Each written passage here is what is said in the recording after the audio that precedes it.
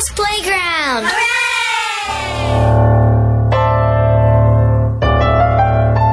Hello, everybody. What's good? Welcome to the Black Lives Don't Matter podcast. I am your host, Darren Harris. And like I said, welcome.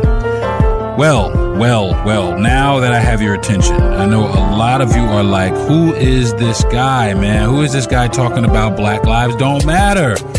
Who is this black guy talking about Black Lives Don't Matter? Who is this dude? Some of you are really mad about it. Well, good. I need you to be upset that Black Lives don't matter. I'm pissed off. Maybe we all need to be more pissed off that Black Lives don't matter. Maybe then finally we'll unite as a people. Maybe some of you who don't really care about anything, and I've seen a lot of that, who don't really care about anything will get behind this and care about this. Try and do something about it. I've been told maybe you should change the name of your podcast, or it's too harsh, or you're going to piss people off. How dare you do a podcast with Black Lives Don't Matter as the name? The list goes on, man.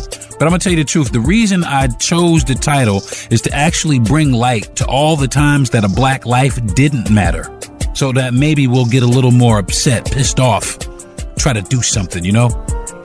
Make something happen. Keep it happening. Some of the things I'm going to say, man, I'm just going to be honest. A lot of you are not going to like it. I just want to say that I'm not sorry about that. I'm not sorry. We need to turn the mirror in on ourselves. We need to look at ourselves, because black lives can't matter to anyone else if they don't matter to us first. Black lives matter! Black lives matter! Black lives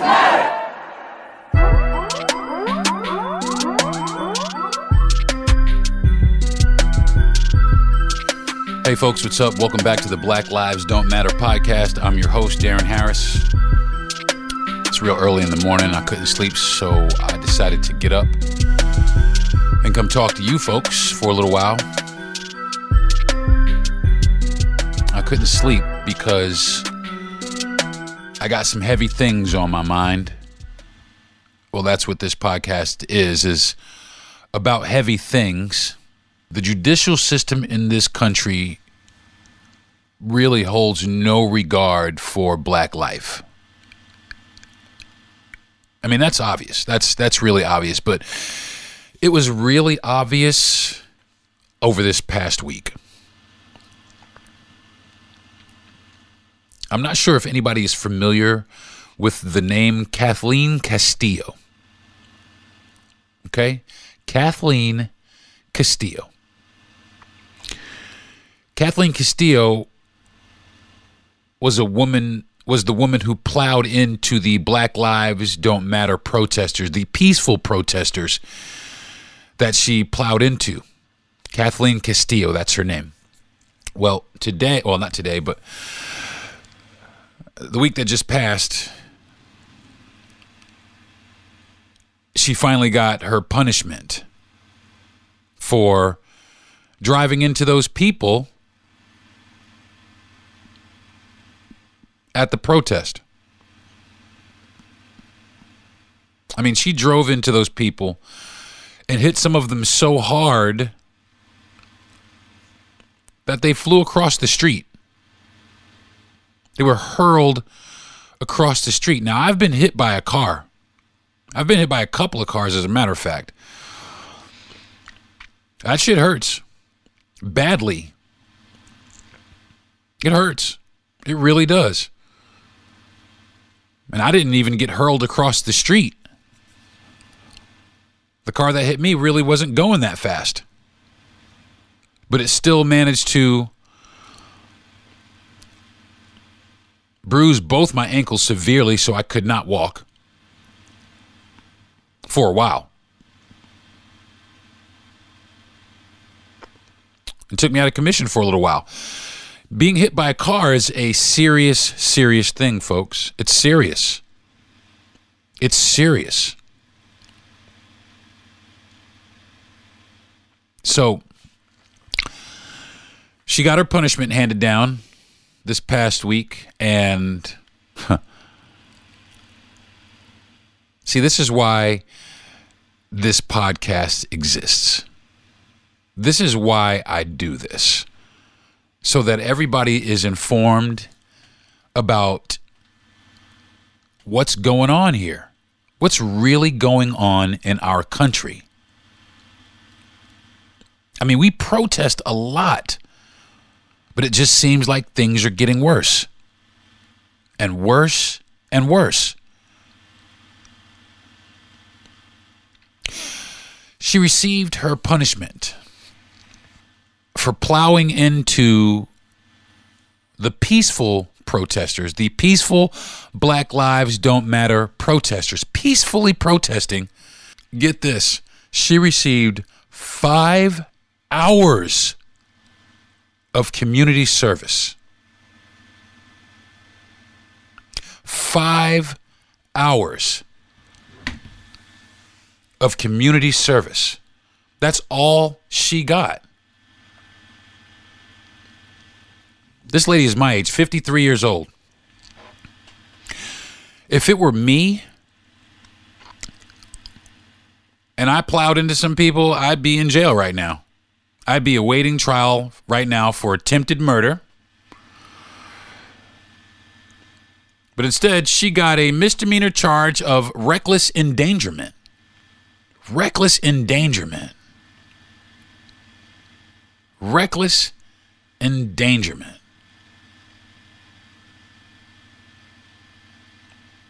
If we would have done that, if one of us, it would have been attempted murder right off the bat. They'd be trying to do whatever they could do. They would work as diligently and as hard as they could to give us the maximum that they could give us.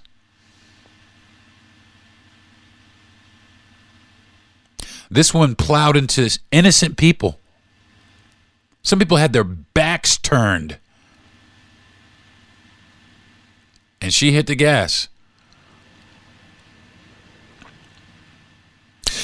She said apparently she hit the gas because she was afraid. She was frightened. What are you scared of? These people are out here peacefully protesting. Peacefully being the key word. Protesting. The violence came about when Kathleen Casillo pushed the gas pedal to the floor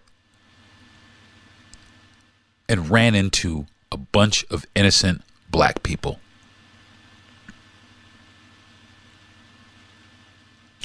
And she didn't even really get a slap on the wrist. That isn't even a slap on the wrist. That's like a firm talking to from your parents.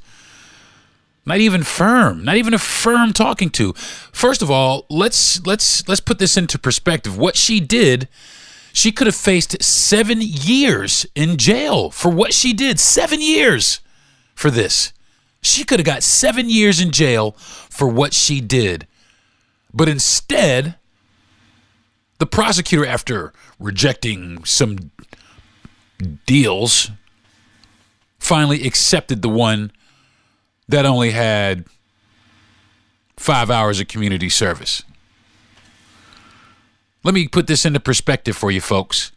Back in 1988, when I joined the Navy, before I joined the Navy, I had to do some community service. I had to pay an $86 court fine, and I had to do 40 hours of community service for a joint that a cop found. A joint. I got 40 hours of community service and had to pay an $86 court fine for a joint. And this lady slams into a group of people, hurling them across the street, and she receives 5 fucking hours of community service. God damn it. Black lives do not fucking matter here. They don't matter in this country. They really fucking don't. And they stand up and they smile in your fucking face and they justify the shit out of it. Oh, it's this and oh, the technicality. Man, fuck you and your technicalities. What this woman did was wrong. And the fact that she did it to a bunch of black people made the fact that it was wrong Null and void.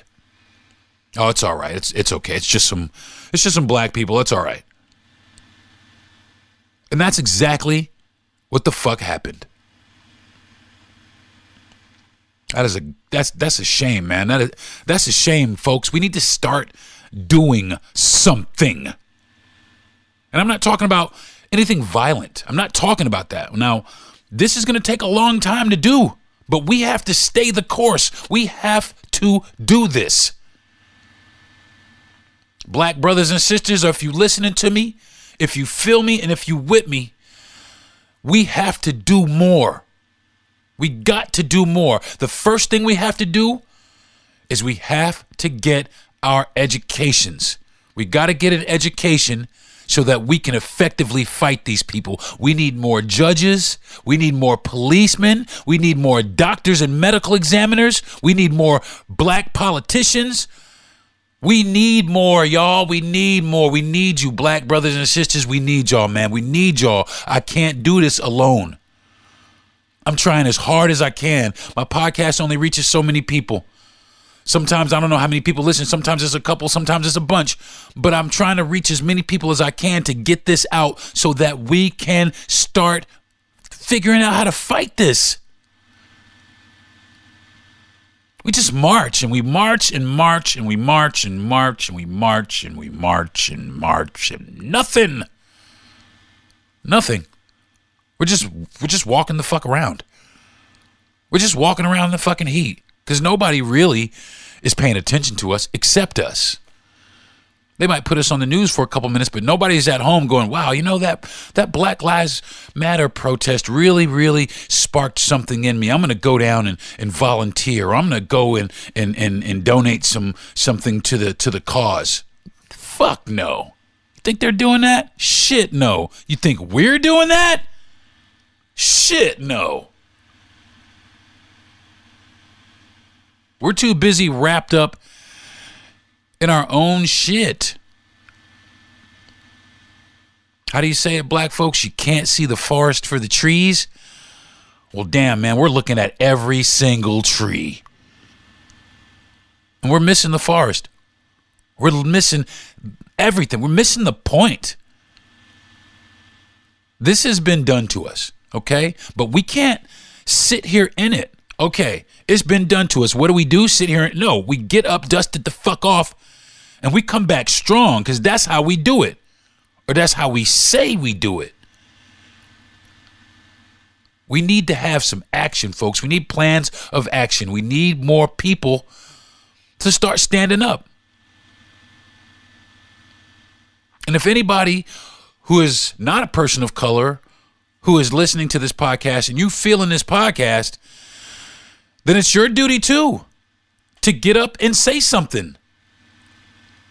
You know, if you're a white guy and you don't like that bullshit and this story makes you angry to hear, and then get up and say something about it. Because they're not listening to us. They're not listening to anything we say. But they'll listen to you. They'll listen to you before they listen to any of us. They'll listen to you. So this goes out to all my white brothers and sisters, and not just the brothers and sisters of people. This is directly aimed at my white brothers and sisters that are listening to this podcast. If you give a shit, stand the fuck up and say something, man. Tell people that you give a shit and that you're not going to stand for this shit no more. Real talk, folks. Real ass talk. I'm sorry. I don't know how else to say it. I'm sorry. I don't want to. Actually, yeah, I'm not sorry. I want to call everybody out. I'm trying to call everybody out. I'm calling you out because I'm here trying to do as much as I can to fight this injustice. Because it is. It's really just the epitome of injustice. Of injustice. And that's exactly what it is. We can't call it anything else but injustice. Over this past week, I guess there was a mentally disturbed gentleman on the subway, in New York. And he was, well, he's mentally challenged. He suffers from mental health issues. Second, the only thing that he was doing is he was ranting. He was ranting about not having any food, about not having any money. He was ranting. And I guess some people saw that as being aggressive.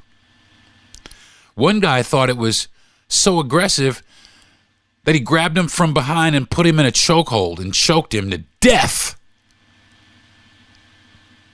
Choked this guy to death.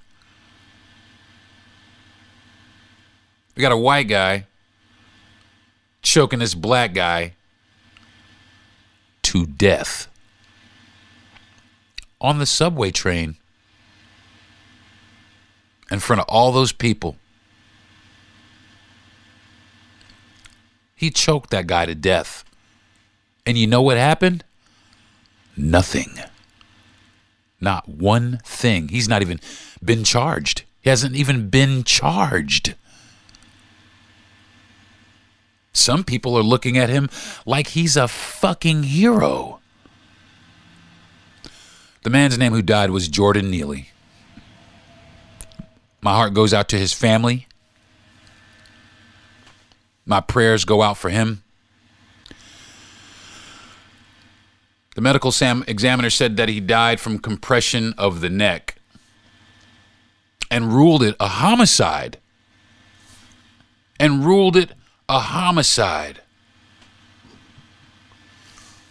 So now I guess they're going to start examining the police and the prosecutors. I'm sorry, they're going to examine, the police and prosecutors are examining exactly what happened.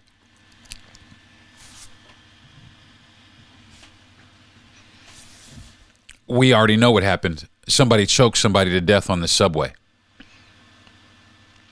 And again,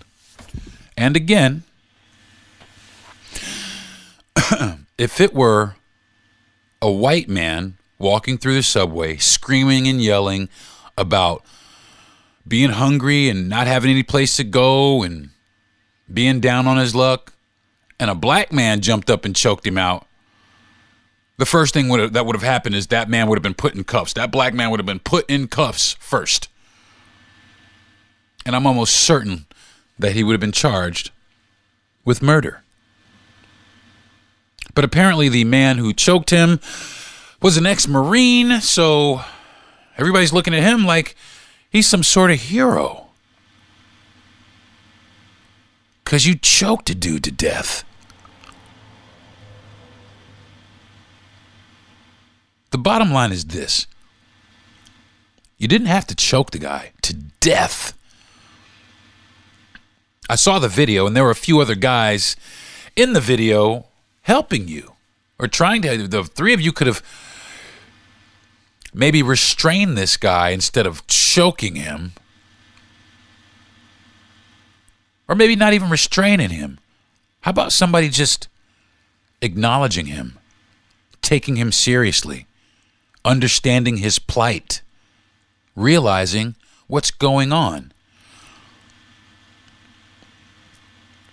But we in this society, here in America, we just don't give a fuck about people, man. We don't give a shit about people. Black people don't give a fuck about black people. White people don't give a fuck about black people. Asians don't give a fuck about black people. A lot of fucking people don't give a fuck about black people. You know that, black people? Don't give a fuck about us. We're getting ran over in the street and choked out in the fucking subway. People don't give a fuck about us. They really don't.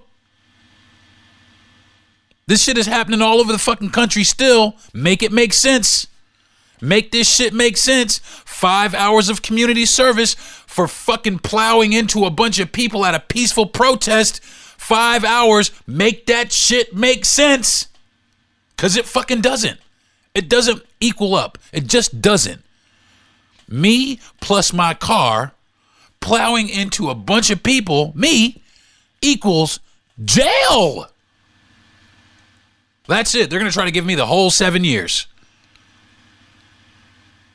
If I would have choked this guy on the subway, now if I'd have choked this guy on the subway, there wouldn't have been anything said. But if I'd have choked a little white guy on the subway, there would have been like calls for my head to be rolling in the street. Some people are saying that what this guy did was wrong. And you ain't the fucking police anyway. And I don't know your name, sir. I don't know your name, but I know one thing I do know is you didn't have to choke somebody to death. I know that. I know there's other ways to restrain people, non-lethal ways to restrain people. You were a Marine, right? I'm sure they showed you a few things, but you know what they did show you in the Marines, though? They showed you how to kill people. They showed you how to take a life. And it worked so well that you were able to demonstrate that on the New York City subway train in front of all the passengers. You're the fucking man. And I know that a lot of these right-wing publications and shows are praising this guy. Sean Hannity, I guess he was doing a story on this, and when he got to this story and said that the guy got choked to death, there was an audience member who actually stood up and cheered that this black man got choked out in the subway. This guy stood up and cheered. This is America, folks. Land of the free, home of the brave, right? This is America. There is something tragically wrong with this country. It's a tragedy. It could be such a beautiful place. It really could. And there's pockets of it that are. But the mentality of the people here make America one of the most ugly places I've ever seen. The people here make this place ugly. It makes it undesirable.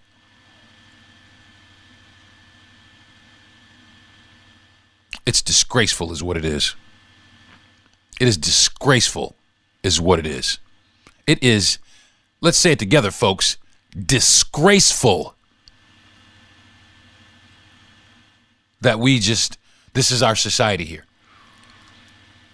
But what's even more disgraceful to me is the fact that black folks, we just can't get up and get it together, can we? We just can't get up and get it together. Somebody kills us in the street and we march and then we go to fuck home and eat Popeyes. That's what we do. They kill one of us in the street, and we get up and we go to church and we hoot, holler, and cry. And then we go to fucking Popeyes. That's all we do, folks. That's all we doing. I mean, I won't put that on everybody. But I'll say it's a fucking bunch of us, though.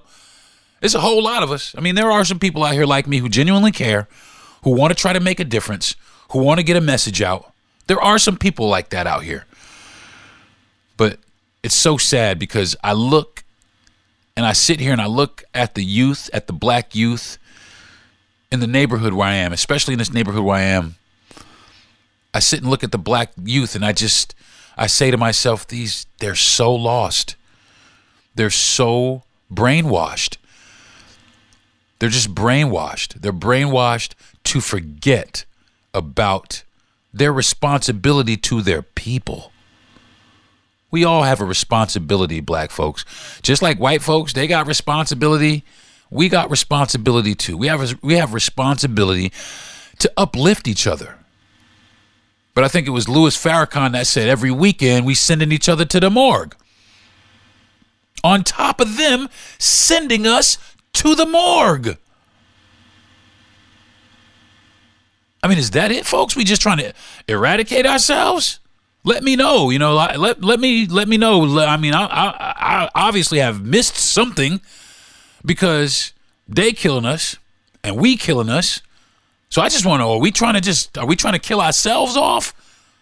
Are we helping them? The answer to that question is, yeah, we're helping that shit right along. We're helping that shit right along. I'm starting to see a lot more publications now that are starting to be derogatory towards the black male. And people ain't shy about it anymore. I saw a news article yesterday and said, the making of a murderer. And it was a bunch of white ladies and maybe one black lady on the screen. And it was a black man right in the center of that. The making of a murderer. Aren't there white murderers out here? Yeah, right? Yeah, right?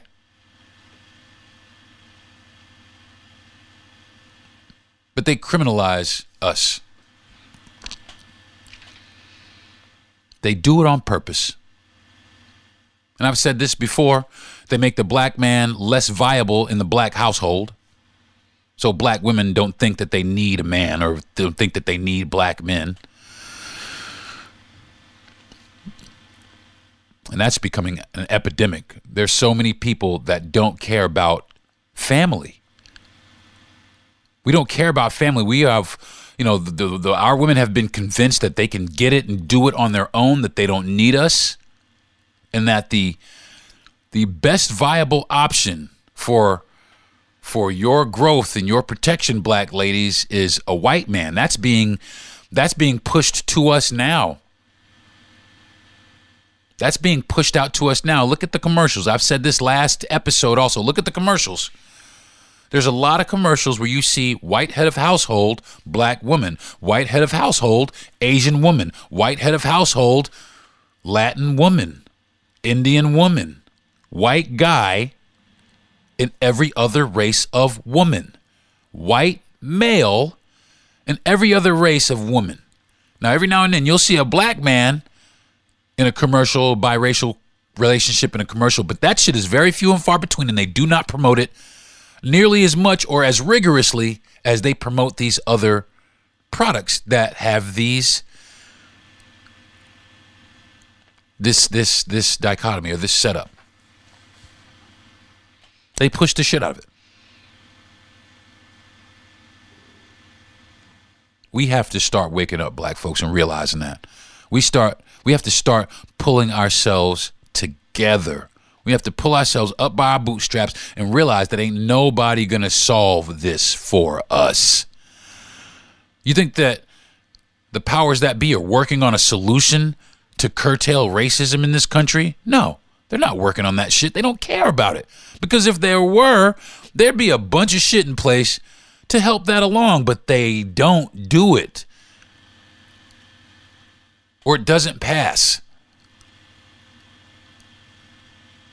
I'm telling you, black folks, that needs to be the number one issue, more than the fucking economy, more than who the next president is whether or not we are going to begin to start being respected in this country. We need to get it together, black folks. We need to start doing something. We need to mobilize. We need to start meeting on a regular basis, meet at the churches. We need to go to city council meetings. We need to go to everything we can, anything in our neighborhoods we need to go to. I'm sitting here in a town here in Florida where I look at the white side of town and they got everything. They get everything. They get everything. I look at the black side of town. I graduated high school here. There's been no development on this side of town other than a dollar store since 1988. And that's because in this town, black lives do not matter. They don't matter here. Man, I fucking hate doing this podcast because it just makes me realize how much we don't matter in this society. And we play right into it. We play right into it. We don't care about ourselves not nearly as much as we care about a Gucci pocketbook or a Mercedes Benz or some shit that black people didn't build. We're giving our money straight to them and we're not keeping any of it for ourselves. You motherfuckers will go and buy a Gucci bag straight out of Karen's fucking store but you won't go down here and see Keisha and buy one of her bags. You know what I'm saying? We need to stop that shit, folks. We need to support each other. We need to embrace each other because, like I said, back in the 60s, we wasn't doing this shit. We wasn't doing this shit in the 50s and 60s. We were harmonious. We were living in harmony. We were trying to make our way in this country through one of the worst periods for our race. One of the worst periods in history for our race. We were together. We held ourselves together. We held ourselves accountable. We policed each other. We looked out for each other's kids in the streets. Everybody was in the street playing football or whatever. And the lady downstairs is watching us. The man down the corner's got his eye on us. The grandmother over here on her porch, she watching us too. And everybody knows your first name. And you know everybody's last name. And when an elder addresses you, you say yes, ma'am, or yes, sir. No, ma'am, or no, sir. Because we had respect. We don't have respect. We don't have respect anymore.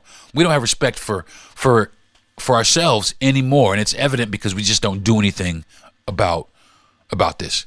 There's nobody standing on stage or at a podium talking about we're going to fix this. Nobody. There's nobody standing at any kind of podium saying, I am going to prioritize fighting racial injustice in our country. There's nobody, not one politician, not one church member, so-called Christians, not one. It's a shame, folks. It makes me sad.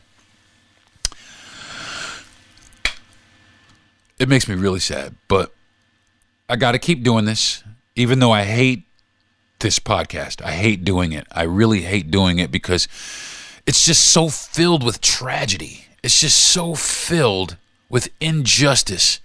It's so filled with wrongdoing. It's just wrong, man. It's just wrong. It really is. But we don't seem to care. I mean, it's obviously clear, and like I say every week, it is clear in this country that black lives do not matter. Because if they mattered, then we wouldn't need a movement, now would we? My name is Darren Harris, and this has been the Black Lives Don't Matter podcast. Peace.